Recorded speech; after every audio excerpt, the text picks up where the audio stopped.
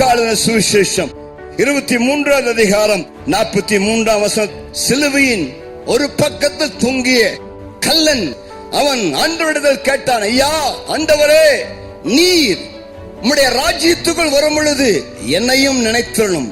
இயேசு சொன்னார், இன்றைக்கு என்னோடு கூட பரதீசில் இருப்பார். இயேசு சிலுவையிலே இரத்தத்தை சிந்தியதன் நோக்கம் வெறும் பாவத்தை மன்னிக்க மட்டுமல்ல, இயேசு சிலுவையில் இரத்தத்தை சிந்திய நோக்கம் உங்களை ரட்சிக்கும்படியா.